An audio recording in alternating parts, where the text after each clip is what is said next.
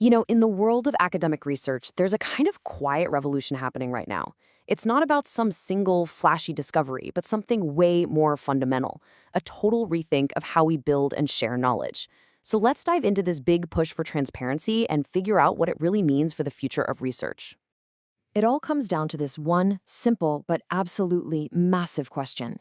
When you read an article or a book making some huge claim about, say, history or politics, how you actually know it's for real? How can you be sure the authors got it right? Right now, there's usually this huge gap. You've got the author's final conclusion, over here, and the actual evidence, maybe buried deep in some archive, or in obscure reports, or in private interview notes, way over there. We're pretty much just asked to trust that the author connected the dots correctly. But this new movement is asking a powerful question. What if we didn't have to just trust? What if the proof was literally just a click away? To really get the problem, it helps to think of a lot of research as a black box. This is especially true for what's called qualitative work, the kind of research that digs into texts, historical documents, and interviews. An author makes a claim, but all the evidence and the whole reasoning process, it's locked away inside this box, totally hidden from us, the readers. And believe me, this isn't just a theoretical problem. It's a real headache for other scholars. I mean, imagine you're trying to double-check a claim, but the citation is vague, the source is impossible to find, or maybe it's in a language you don't even speak. It basically slams the lid on that black box and locks it shut. So to really wrap our heads around this, we can break down this whole transparency issue into three key missing pieces. Let's take a look. First off, there's data transparency. This is the most basic thing, right? Can you, the reader, actually get your hands on the evidence? Can you see the exact quote from that declassified file or the little snippet from the interview that the entire argument hinges on? Without this, you're pretty much flying blind. Okay, next up is analytics transparency. This takes it a step further. It's not enough to just see the piece of evidence. You need to understand how the author connected that evidence to their big claim. Why does this specific quote prove that specific point? It's the logic, the reasoning, it's the glue holding the whole argument together. And finally, we've got production transparency. Now, this one's about all the choices that were made before the analysis even started. Why did the researcher use these sources and not a dozen others? Why pick this theory to frame the whole thing? If we don't understand these choices, we have no way of seeing the potential biases that might have shaped the entire project from the get-go. Now, this all might sound a little bit abstract, but the consequences of this closed-off system are incredibly real. When that black box stays shut, some really serious mistakes can slip right through, and that can shake the very foundations of what we think we know. So, without transparency, there's really very little stopping a researcher from cherry-picking, only showing you the pieces of evidence that back up their theory while conveniently ignoring everything that contradicts it. It's honestly one of the biggest risks of this kind of closed system. So get this. There was a major book on European politics, published by a top university press, got rave reviews in all the big journals.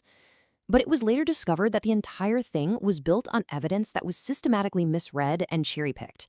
The errors were so bad they literally drove the book's main conclusion.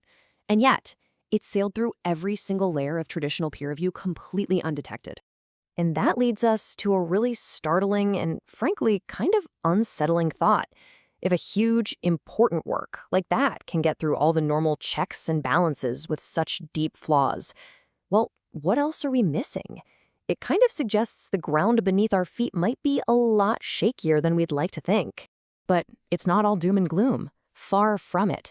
There's a really elegant, powerful solution that uses pretty simple technology to tackle this exact problem. It's called active citation. The idea is actually brilliantly simple. An active citation looks just like a regular old footnote or citation in an article, but it's also a hyperlink. You click on it and it zips you straight to an entry in a special transparency appendix that has the exact piece of evidence being talked about. So let's just walk through how this works. Say an article makes a debatable claim. It's followed by one of these hyperlinked citations. You give it a click, and bam, you're instantly taken to the appendix, which has everything you need to see the evidence for yourself. Just like that, the black box is blown wide open. So what's actually in one of these appendix entries? Usually 4 key things. 1, the complete citation, so you know exactly where the info came from. 2, a direct quote or excerpt from the source itself. That's the raw data. 3, a little note from the author explaining how that excerpt supports their claim. And 4, sometimes you even get a scan or a link to the entire original document. It's the whole transparency package. By putting the proof just one click away, active citation doesn't just make research a little bit better, it really has the power to fundamentally change the whole game for the better. The upsides here are huge. It turns us from passive readers into active critics. It gives researchers a massive incentive to be super careful and honest with their work. It lets historical figures and interview subjects kind of speak for themselves in their own words. At the end of the day, it just strengthens our shared knowledge and pushes for the kind of deep, nuanced work that really moves a field forward. And just to be super clear, this isn't about creating a gotcha tool just to hunt for mistakes. This is a constructive project. It's about building a better, stronger system for all of us, one that actually fosters trust, rewards good, solid work, and leads to more reliable truths about our world. And that really leaves us with one final, exciting thought. This shift from a system that's mostly based on trust to one that's based on verification is a huge opportunity. It opens up this whole new world of inquiry and debate and discovery. The only question left is, what are we going to find?